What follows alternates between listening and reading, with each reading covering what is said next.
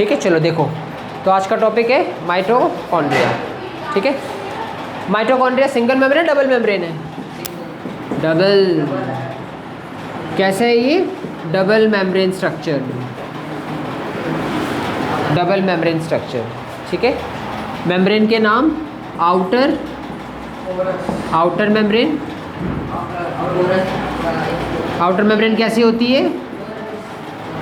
Porous मतलब pores होते हैं। Inner membrane deeply folded, inner membrane deeply folded, deeply folded होती है। ठीक है, इनर मेम्ब्रेन जो डीपली फोल्डेड होती है, इसको उसका एक नाम है, क्या कहते हैं उसको? कॉल्ड एज क्रिस्टा, क्रिस्टा कहते हैं, नहीं दिया होगा। ठीक है, क्या बोलते हैं? क्रिस्टा। क्या बोलते हैं? बोलो गौतम, बोला करो, क्रिस्टा। ठीक है, अब डायग्राम देखो, ये आउटर मेम्ब्रेन है सपोज, ये इनर मेम्ब्रेन है, देखो डीपली फोल्डेड है।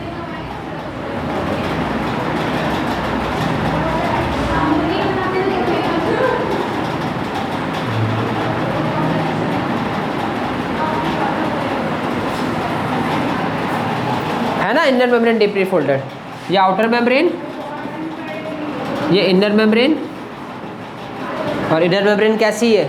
डीपली फोल्डेड, फोल्डेड स्ट्रक्चर है, इसी को क्रिस्टा कहते हैं। हाँ, आउटर मेम्ब्रेन में पोर्स होते हैं। ठीक है ना, आउटर मेम्ब्रेन पोर्स होता है, वो मैंने दिखाया नहीं है। अंदर वाले रीजन को बोलेंगे मैट्रिक्स। क्या बोलेंगे? मैट्रिक्स। क्लियर? और दो मेम्ब्रेन की स्पेस, आउटर मेम्ब्रेन और इनर मेम्ब्रेन के बीच की ये जो स्पेस नज़र आ रही है, इसको क्या बोलेंगे? Inter membrane space. क्या बोलेंगे? Inter membrane space. ठीक है, क्लियर? अब इस मैट्रिक्स के अंदर ही क्या होते हैं? एंजाइम्स होते हैं। ठीक है, अलग अलग एंजाइम्स होते हैं, कॉम्प्लेक्स होते हैं, और यहीं पे एटीपी जनरेटिंग केमिकल रिएक्शन होता है। ठीक है, तो deeply inner membrane deeply folded क्यों होती है? To increase the surface area. Note कर लो, deeply folded to increase the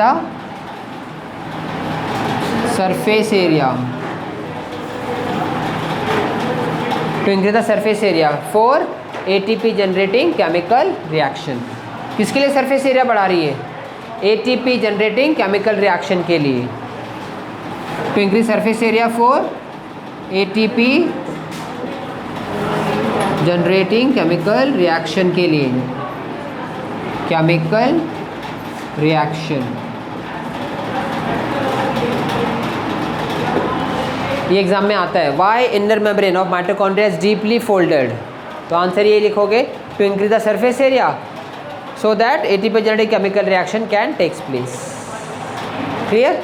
दिया हुआ एनसीईआरटी में। और इनर मेम्ब्रेन डीपली फोल्डेड को बोलते हैं क्रिस्टा। याद रखना, क्रिस्टा कहते हैं। आउटर मेम्ब्रेन पोरस होती है, होल्स होते हैं इसमें, पोर्स होते हैं, क्रिस्टा कहते हैं। उस फोल्डेड स्ट्रक्चर को क्रिस्टा कहते हैं। आउटर मेम्ब्रेन है। ठीक है, अंदर वाले रीजन को मैट्रिक्स बोलेंगे, दो मेम्ब्रेन के बीच की स्पेस को इंटर मेम्ब्रेन स्पेस बोलेंगे।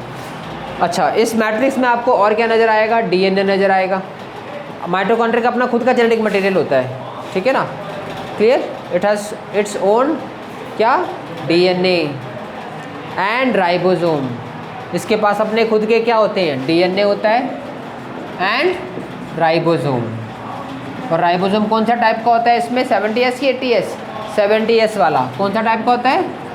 70S टाइप का राइबोसोम होता है। नोट कर लो, ये यूनिक फीचर है, नोट कर लेना, यूनिक फीचर लिख के, यूनिक फीचर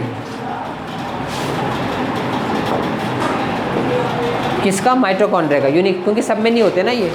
तो यूनिक फीचर क्या है? Own DNA material and ribosome 70S। तो इसके पास खुद का राइबोसोम है, तो ये क्या बना सकता है? प्रोटीन, लेकिन सारा नहीं, थोड़ा सा। ठीक है, वो भी प्रोटीन बनाता है, टाइप से वो तो राइबोसोम की। इसके पास 70S टाइप का राइबोसोम है जो प्रोकैरियोटिक में होता है, याद है ना? 70x किसके पास था? प्रोकैरियोटिक के पास। ठीक है, तो इसका मतलब ये खुद का अपना क्या बना सकता है? प्रोटीन्स। ये खुद का अपना प्रोटीन बना सकता है। ठीक है, और इनको हम क्या बोलते हैं? Semi autonomous cell organelle. क्या बोलते हैं इनको? माइटोकॉन्ड्रिया को क्या बोलते हैं? Semi autonomous cell organelle. क्यों इनको बोलते हैं सेमी ऑटोनोमस सेल ऑर्गेनेल? क्योंकि इसके पास खुद का डीएनए होता है और प्रोटीन होता है, मतलब राइबोसोम होता है। ये थोड़ा सा प्रोटीन बना सकता है, सारा नहीं, इसलिए इसको सेमी ऑटोनोमस कहते हैं, क्योंकि थोड़ा सा ही प्रोटीन बना सकता है, सारा नहीं। ठीक है ना, क्लियर? तो इसीलिए ये यूनिक फीचर है, नोट कर लेना। अभी बताऊंगा, अभी बताता हूँ। इसको नोट कर लिया? कर लिया नोट? कर लो, इसको नोट करना है।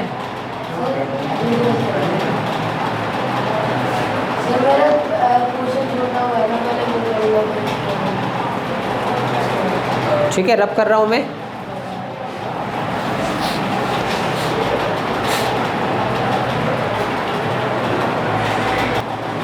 देखो, एटीपी की फुल फॉर्म नोट कर लेना। Adenosine triphosphate, triphosphate. So adenosine triphosphate, इसको क्या बोलते हैं? Energy currency of the cell. Energy currency नहीं, वो तो एटीपी को बोलते हैं energy currency of the cell. और माइटोकॉन्ड्रिया को बोलते हैं power house of the cell. Power house of the cell. क्यों बोलते हैं power house of the cell? क्योंकि एटीपी बनाता है, और एटीपी क्या देता है? एनर्जी। क्या देता है? एनर्जी। वो गलत है, हाँ गलत है, स्पेलिंग गलत है, एनसीईआरटी में सही कर लेना। Adenosine triphosphate. ठीक है, तो क्या बोलते हैं एटीपी को? Energy currency of the. किसको बोलते हैं energy currency of the cell? ATP को, क्योंकि यही तो एनर्जी देगा जब टूटेगा। जब एटीपी टूटता है ना तो एनर्जी रिलीज करता है। ATP high energy rich bond है। हाँ, अब हमारे अंदर हम खाना खाते हैं, खाने से क्या मिलती है? एनर्जी। तो वो एनर्जी किस फॉर्म में स्टोर हो जाती है सेल के अंदर? एटीपी के फॉर्म में। एनर्जी किस फॉर्म में स्टोर होती है सेल में? एटीपी के फॉर्म में। और जब सेल को एनर्जी की ज़रूरत पड़ती है तो किससे लेता है? एटीपी से। कैसे? तोड़ के। एटीपी को तोड़ेगा और एनर्जी मिल जाएगी। जैसे आप मार्केट में जाते हो, पैसे देते हो, सामान मिल जाता है, तो वैसे एटीपी दिया, सेल ने एटीपी तोड़ी, एनर्जी मिल गई। तभी तो energy currency of the cell कहते हैं। और ये एटीपी कौन बना रहा है? माइटोकॉन्ड्रिया। इसलिए इसको क्या बोलते हैं? पावर हाउस, है ना? इसीलिए आगे समझ में क्वेश्चन, है ना? क्लियर? तो power house the cell mitochondria का पॉपुलर नेम है। माइटोकॉन्ड्रिया का पॉपुलर नेम है power house of the cell. Energy currency of the cell ATP को बोलते हैं, क्योंकि एनर्जी सेल में एटीपी के फॉर्म में स्टोर होती है। और एटीपी की फुल फॉर्म क्या है? सबको बोलना है, सार्थक बोलो, याद होना चाहिए। Adenosine triphosphate. 3 फॉस्फेट हैं, ट्राई मतलब 3, फॉस्फेट ग्रुप का नाम है, तो 3 फॉस्फेट ग्रुप होते हैं। क्लियर? तो ये था आपका माइटोकॉन्ड्रिया। अच्छा, नहीं 3 फॉस्फेट होते हैं। ट्राई मतलब 3, फॉस्फेट ग्रुप का नाम है, तो 3 फॉस्फेट। ठीक है। अच्छा, माइटोकॉन्ड्रिया आपको उस सेल में माइटोकॉन्ड्रिया ज़्यादा नज़र आएंगे जो सेल ज़्यादा एक्टिव होता है कि इनएक्टिव? एक्टिव। जो सेल ज़्यादा एक्टिव होगा उसी को तो ज़्यादा एनर्जी चाहिए, है ना? एक बच्चा ज़्यादा एक्टिव है, एक बच्चा कम एक्टिव है, एनर्जी कौन ज़्यादा खर्च कर रहा है? एक्टिव वाला बच्चा। तो माइटोकॉन्ड्रिया किस में ज़्यादा होगा? एक्टिव वाले बच्चे में। तो वैसे ही एक सेल इनएक्टिव है, एक सेल एक्टिव है, तो माइटोकॉन्ड्रिया किस में ज़्यादा होगा? एक्टिव वाले सेल में। क्यों? क्योंकि वो ज़्यादा एनर्जी यूज़ कर रहा है ना? इसीलिए। क्लियर? तो माइटोकॉन्ड्रिया एक से ज़्यादा भी हो सकते हैं सेल में, डिपेंड करता है सेल एक्टिव है या फिर लेस एक्टिव है या लेस इनएक्टिव है। इसके अलावा माइटोकॉन्ड्रिया बाइनरी फिशन से रिप्रोड्यूस करता है। बाइनरी फिशन के थ्रू अपने नंबर्स को बढ़ा लेता है। किसके थ्रू? Binary fission. किसके थ्रू?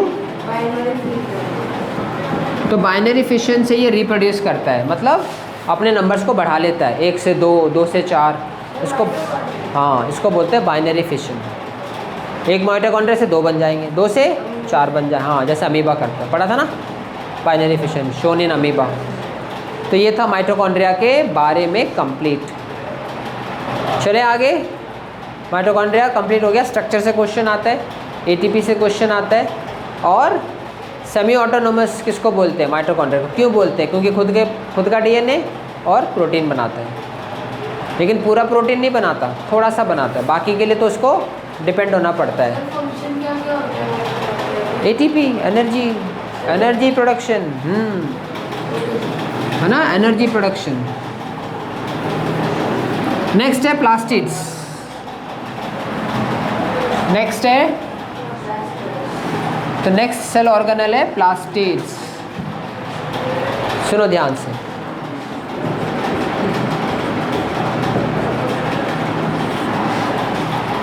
सिंगल मेम्ब्रेन की डबल मेम्ब्रेन?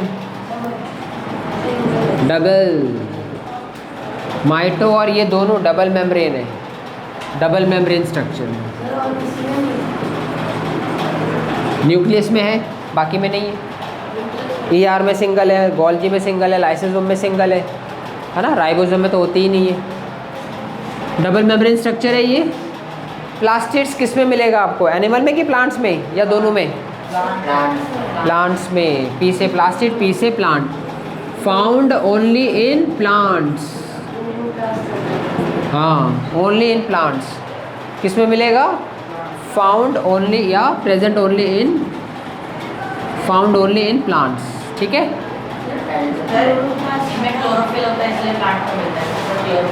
इनके टाइप्स देखो, टाइप्स ऑफ प्लास्टिड्स 3 तरह के होते हैं, वैसे 3 तरह के होते हैं, लेकिन 2 मिलेंगे आपको। क्लोरोप्लास्ट, क्रोमोप्लास्ट,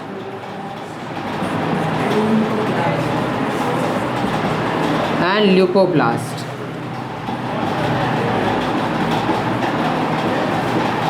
ठीक है, हो गए ना 3 तरह के, क्लोरोप्लास्ट, क्रोमोप्लास्ट, ल्यूकोप्लास्ट। तो पहले नाम याद रख लो अच्छे से।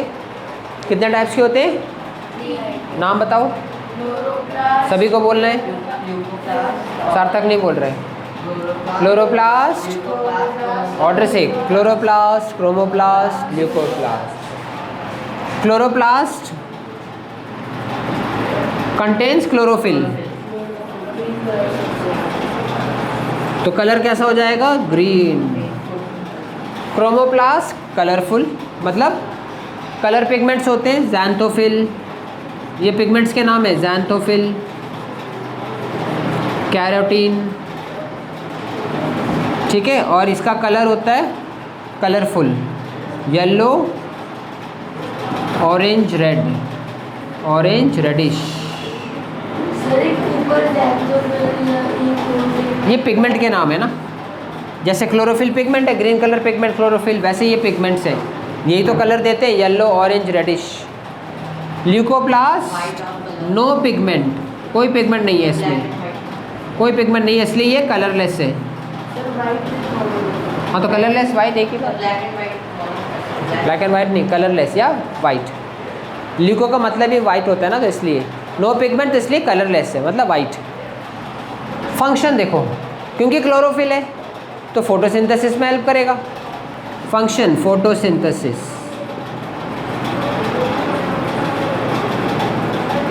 किस में हेल्प करेगा? फोटोसिंथेसिस में।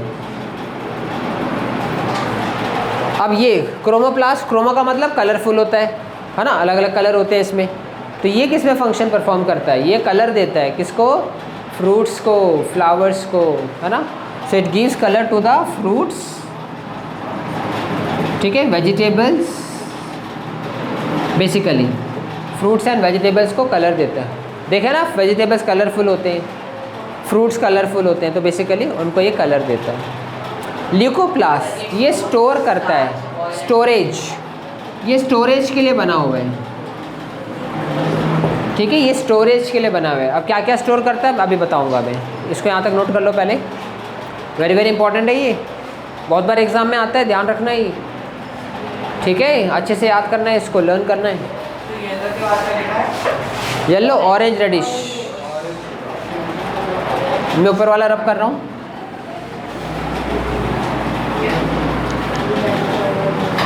अब ल्यूकोप्लास्ट के भी टाइप्स हैं, ठीक है।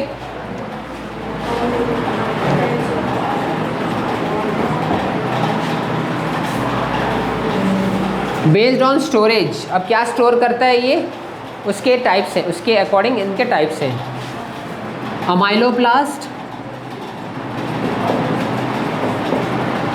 एलिरोप्लास्ट,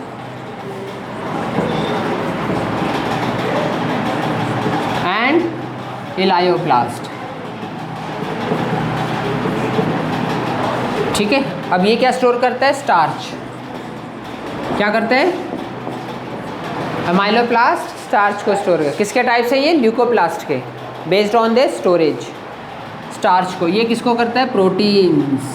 किसको करता है, प्रोटीन्स। और ये करता है फैट्स। हाँ, ये स्टोरेज स्ट्रक्चर्स है ये, ठीक है। नोट कर लो,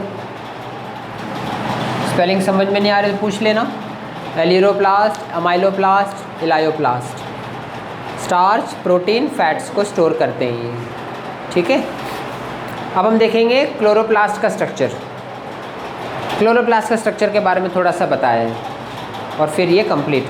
हाँ, इसका भी यूनिक फीचर है, प्लास्टिड का भी क्या है, यूनिक फीचर है। माइटोकॉन्ड्रिया की तरह खुद का डीएनए होता है एंड राइबोसोम, प्रोटीन। तो वो भी नोट कर लेना।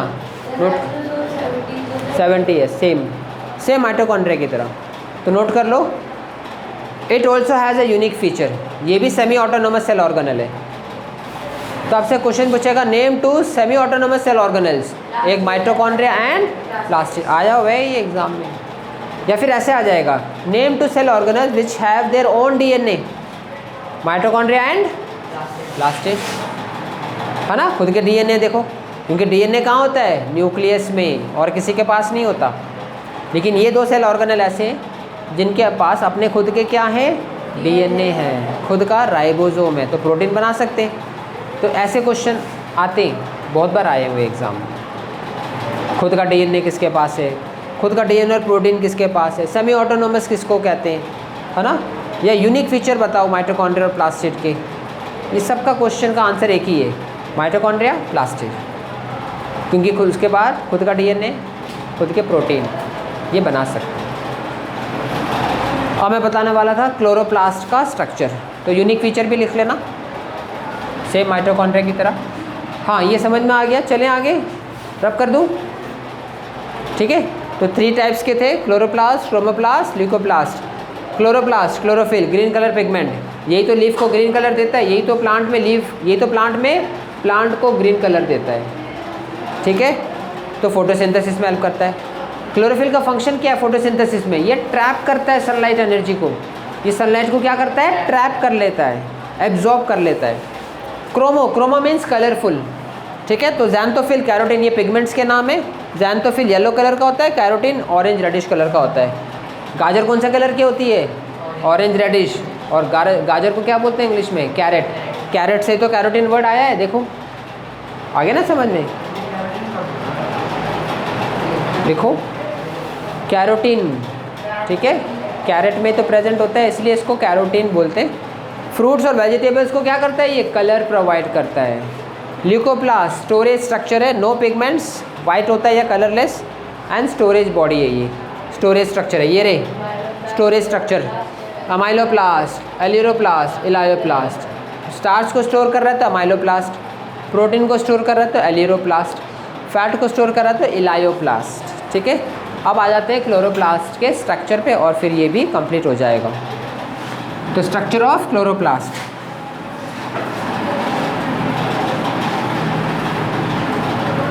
आपको पता है क्लोरोफिल पिगमेंट्स जो होते हैं वो कई तरह के होते हैं, ए बी सी डी, इतने तरह के क्लोरोफिल होते हैं। क्लोरोफिल ए बी होता है, बी भी होता है, सी भी होता है, डी, और सबसे यूनिवर्सल होता है क्लोरोफिल ए। जो सभी में प्रेजेंट होता है। क्लोरोफिल ए यूनिवर्सल पिगमेंट है। तो क्लोरोफिल के भी बहुत सारे टाइप्स हैं।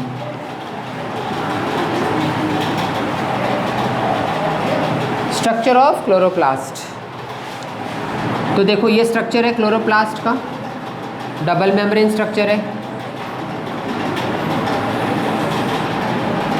ना। डबल मेम्ब्रेन स्ट्रक्चर नज़र आ रही है आपको। इसके अंदर आपको नज़र आएंगे कुछ डिस्क लाइक स्ट्रक्चर, ऐसे कुछ डिस्क लाइक स्ट्रक्चर। इन डिस्क लाइक स्ट्रक्चर को अगर आप देखोगे तो ये कैसे अरेंज्ड है, एक के ऊपर एक, है ना। ये देखो एक के ऊपर, जैसे कॉइन्स को एक के ऊपर एक रखते हैं, पाइल ऑफ कॉइन्स, तो वैसे ये डिस्क लाइक स्ट्रक्चर एक के ऊपर एक की तरह अरेंज्ड है। इस डिस्क लाइक स्ट्रक्चर को क्या बोलते हैं, थाइलाकॉइड। क्या बोलते हैं, थाइलाकॉइड। थाइलाकॉइड आया समझ में। एक डिस्क को बोलेंगे थाइलाकॉइड और पूरे स्ट्रक्चर को क्या बोलेंगे, ग्रेनम। क्या बोलेंगे। तो मुझे एक बात बताओ, ग्रेनम किसका बना हुआ है, ग्रेनम किसका बना हुआ है, थैलाकॉइड का। एक डिस्क थैलाकॉइड, कितने देखो, 1 2 3 4 5 6 डिस्क है यहाँ पे, मतलब 6 थैलाकॉइड है और पूरे 6 के थैलाकॉइड को मिलाकर बनता है ग्रेनम। कितने भी हो सकते हैं, है ना। अब मुझे एक बात बताओ, इस क्लोरोप्लास्ट में कितने ग्रेनम है, देख के बताओ। 2, एक ये रहा, एक ये रहा, ठीक है। अंदर वाला जो ये रीजन है ना, इसको बोलते हैं स्ट्रोमा। क्या बोलते हैं, स्ट्रोमा। क्या बोलते हैं, अंदर वाले रीजन को बोलेंगे स्ट्रोमा, ठीक है। अच्छा, इस स्ट्रोमा में आपको स्टार्च भी देखने को मिलेगा। ये स्टार्च है, यहाँ पे आपको स्टार्च भी देखने को मिलेंगे, स्टोरेज, ठीक है। इसके अलावा ये तो हो गया structure, double membrane structure chloroplast. अब देखो, फोटोसिंथेसिस ना 2 रिएक्शन में होती है, ध्यान से सुनना, इधर देखो। फोटोसिंथेसिस 2 रिएक्शन में होती है, एक लाइट रिएक्शन और एक डार्क रिएक्शन। कौन से रिएक्शन है, फोटोसिंथेसिस प्रोसेस 2 रिएक्शन में कंप्लीट होती है, एक डार्क रिएक्शन, एक लाइट रिएक्शन। तो लाइट रिएक्शन कहाँ होता है, ग्रेनम में या फिर थैलाकॉइड, एक ही बात है, क्योंकि ग्रेनम किसका बना हुआ है, थैलाकॉइड का, तो एक ही बात है। तो यहाँ पे होती है लाइट रिएक्शन। तो लाइट रिएक्शन कहाँ होती है, बताओ। एक कोई भी एक बोल सकते हो, दोनों सही आंसर है, या तो ग्रेनम बोल दो या थैलाकॉइड। अच्छा, एक से ज़्यादा ग्रेनम है तो क्या बोलेंगे, प्लूरल, ग्रेना। क्या बोलेंगे, जैसे यहाँ पे 2 ग्रेनम है ना, तो ग्रेना बोल सकते हैं, मतलब बहुत सारे हैं, एक से ज़्यादा, सिंगुलर ग्रेनम, प्लूरल ग्रेना। तो डार्क रिएक्शन कहाँ पे होगी, स्ट्रोमा में। कहाँ होगी, स्टार्च में थोड़ी होती है, स्टार्च तो स्टोरेज है ना, स्टार्च तो स्टोरेज स्ट्रक्चर है। लाइट रिएक्शन कहाँ होती है, थैलाकॉइड या ग्रेनम में, एक ही बात है। डार्क रिएक्शन कहाँ होती है, स्ट्रोमा में। अब लाइट रिएक्शन में क्या क्या बनता है, देखो। लाइट रिएक्शन में मिलेगा आपको ऑक्सीजन, पानी के टूटने से ऑक्सीजन निकलेगी, ATP बनेगा यहाँ पे, NADPH बनेगा, H+ मिलेगा और इलेक्ट्रॉन्स बनेंगे। ये सारी चीज़ें आपको याद क्या रखना है, ये बस NADPH। तो आपसे पूछेगा लाइट रिएक्शन में प्रोडक्ट्स बताओ, ऑक्सीजन रिलीज होती है, तो ऑक्सीजन कौन से रिएक्शन में रिलीज होती है, लाइट में कि डार्क में, लाइट। ATP कहाँ बनती है, लाइट में कि डार्क में, लाइट में, बस इतना याद रखना। ये भी एनर्जी रिच बॉन्ड है ATP की तरह। एक NADPH टूटने से 3 ATP निकलते हैं, ठीक है ना, क्लियर। डार्क रिएक्शन में क्या बनता है, अच्छा, फोटोसिंथेसिस में क्या बनता है, कौन सा फूड बनता है, याद है, 6th 7th में पढ़ा है आपने। फोटोसिंथेसिस में खाना बनता है ना, उस खाने का नाम तो बताओ। हम कहते हैं कि फोटोसिंथेसिस में फूड प्रिपेयर करते हैं प्लांट्स। क्वेश्चन लिखना बंद करो, बताओ। कार्बन डाइऑक्साइड तो लेता है, ऑक्सीजन देता है, खाना कौन सा बनता है, भूल गए थे जल्दी, 6th 7th में तो पढ़ा था। फोटोसिंथेसिस में फूड कौन सा बनता है, प्लांट्स ऑटोट्रॉफ्स होते हैं ना, जो अपना खाना खुद बनाते हैं, तो कौन सा खाना बना रहे हैं अपना, प्रोटीन बना रहे हैं कि कार्बोहाइड्रेट बना रहे हैं कि फैट बना रहे हैं, कार्बोहाइड्रेट। उस कार्बोहाइड्रेट का नाम क्या है, ग्लूकोज, याद आया ग्लूकोज। तो ग्लूकोज कहाँ बनता है? डार्क रिएक्शन में। कहाँ बनता है? हाँ पता चला कि ग्लूकोज कहाँ बना? डार्क रिएक्शन में। ठीक है, ग्लूकोज कहाँ बना? ऑक्सीजन कहाँ निकली? एटीपी कहाँ बनी? लाइट। बस इतना याद रखना। और ये जो ग्रेनम है ना, ये आपस में जुड़े रहते हैं किसकी मदद से? स्ट्रोमा लेमेला की मदद से। इसको बोलते हैं स्ट्रोमा लेमेला की मदद से ये जुड़े रहते हैं। तो ये था आपका स्ट्रक्चर ऑफ क्लोरोप्लास्ट। और कुछ इंपॉर्टेंट बातें मैंने फोटोसिंथेसिस से आपको बताई है। 2 रिएक्शन में होती है, light reaction, dark reaction. Light reaction के प्रोडक्ट्स क्या क्या होते हैं? ऑक्सीजन, एटीपी, इतना याद रखना। डार्क रिएक्शन में ग्लूकोज बनता है। ठीक है, अच्छा लाइट रिएक्शन का मतलब लाइट डिपेंडेंट रिएक्शन है, इसको लाइट की ज़रूरत पड़ती है। तो डार्क रिएक्शन का मतलब क्या होता है कि अंधेरे में थोड़ी होती है। क्या फोटोसिंथेसिस अंधेरे में होती है? नहीं। तो फिर डार्क रिएक्शन क्यों बोलते हैं? क्योंकि ये लाइट इंडिपेंडेंट रिएक्शन है। लाइट इंडिपेंडेंट, लाइट पर डिपेंड नहीं करता ये। लाइट तो होगी लेकिन इसको लाइट नहीं चाहिए। लाइट इंडिपेंडेंट, ये लाइट डिपेंडेंट। फोटोसिंथेसिस कभी अंधेरे में थोड़ी होती है। तो ये मत सोचना कि डार्क रिएक्शन अंधेरे में होती है, नहीं, लाइट इंडिपेंडेंट है। यहाँ पे लाइट नाम रख दिया तो उसका उल्टा रखना था कुछ, तो डार्क रिएक्शन रख दिया। तो ये मत सोचना कि अंधेरे में होती है। तो नाम इसका मिसनोमर है, मतलब भ्रम पैदा करता है, नाम भ्रमित करता है कि डार्क रिएक्शन मतलब अंधेरे में हो रही है। नहीं, फोटोसिंथेसिस कभी अंधेरे में थोड़ी होती है। Light independent reaction, light dependent reaction. ये लाइट पर डिपेंड नहीं करती, इसलिए इसको डार्क रिएक्शन कहते हैं। क्लियर है? ठीक है। अच्छा, ऑक्सीजन कहाँ से निकलती है? वाटर के टूटने से। ऑक्सीजन कहाँ से निकलती है? डार्क रिएक्शन मतलब लाइट इंडिपेंडेंट। इंडिपेंडेंट H2O तो वाटर है। ऑक्सीजन कब निकलती है? जब पानी टूटता है। जब पानी टूटता है, देखो जब वाटर ब्रेक हुआ तो क्या निकला? Oxygen and H+। इसी दो से तो बना हुआ है water. Hydrogen hydrogen, oxygen oxygen. ठीक है, तो फोटोसिंथेसिस में ऑक्सीजन किसके ब्रेकडाउन से निकलती है? वाटर के। और वाटर ब्रेकडाउन कहाँ पे होता है? लाइट रिएक्शन में कि डार्क रिएक्शन में? लाइट रिएक्शन में। ठीक है, ये कुछ इंपॉर्टेंट पॉइंट्स थे। तो प्लास्टिड कंप्लीट। ठीक है।